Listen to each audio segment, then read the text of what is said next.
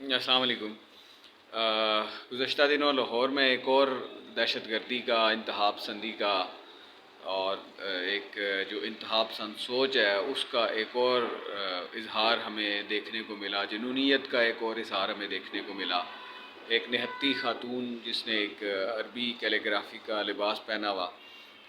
اس پہ توہین مذہب کا الزام لگا اور اس بیچاری کے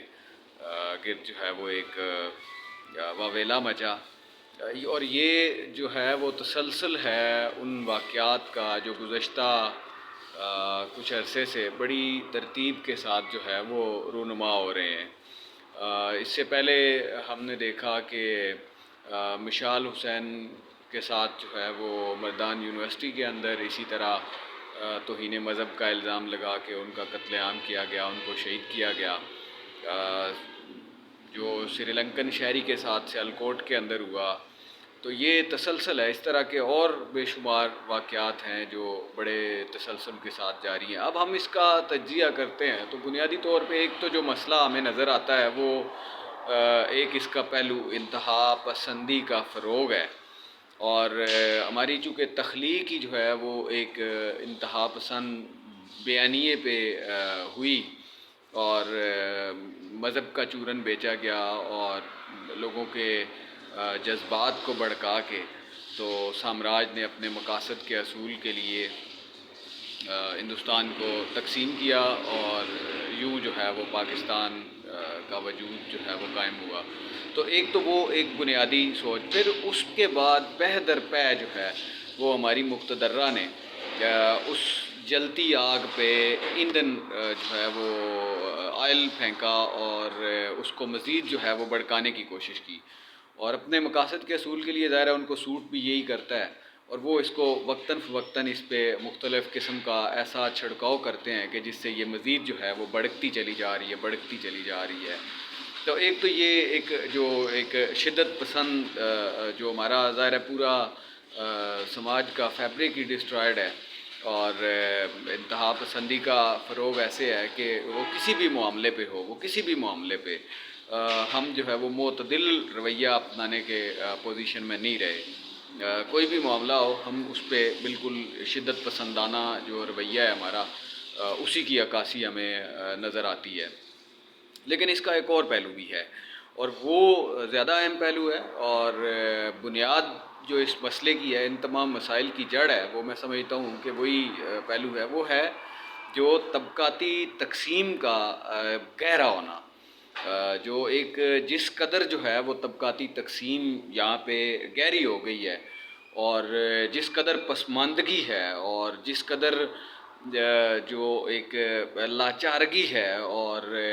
لاچار ہیں لوگ اور بالکل جو ہے وہ مفلوق الحال ہیں، تو اتنی زیادہ مہنگائی ہے، اور لوگوں کا جو ہے وہ فکر معاش اور دیگر جو پریشانیاں ہیں وہ ان کی وجہ سے، اور پھر دوسری طرف ہم دیکھتے ہیں ہمارے اسی سماج کے اندر کہ جو چند کوئی دولت مند خاندان ہیں یا جو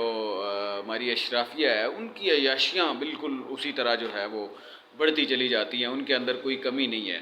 اور دوسری طرف جو ہے وہ سارا کا سارا بوجھ جو ہے وہ غریب عوام پہ، عام آدمی پہ جو ہے وہ ڈالا جا رہا ہے۔ تو اس کی وجہ سے لوگوں کے اندر ایک فرسٹریشن بھی ہے،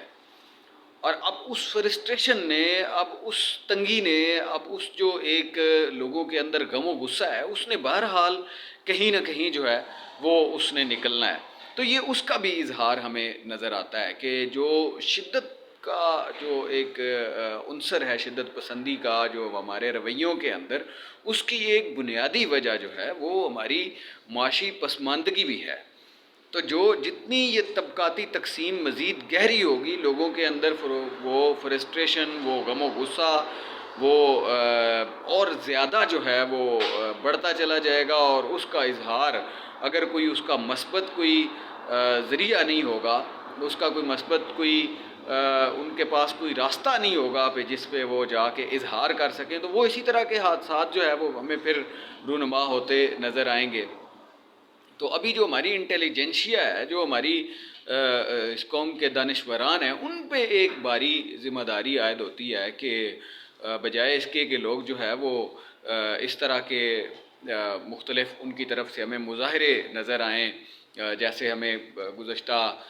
کل جو ہے وہ لاہور کے اندر نظر آیا، اور ان کی فرسٹریشن اس طرف نکل رہی ہو، اس کو کوئی مثبت سمت ڈائریکشن دینے کی ضرورت ہے کہ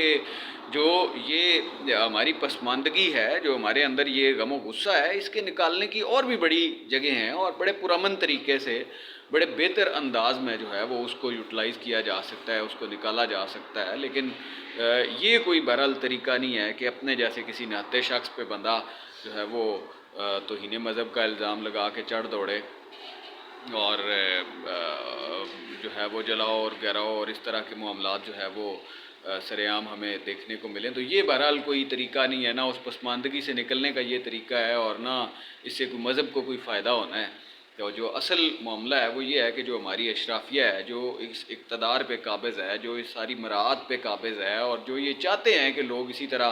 اپنی فرسٹریشن کا اظہار کریں اور انہی چکروں میں پڑے وہ الجھے رہیں، تو ان کو بہرحال ایک پیغام دینے کی ضرورت ہے۔ ان اصل میں اس مسئلے کو سمجھنے کی ضرورت ہے کہ ہمارا مسئلہ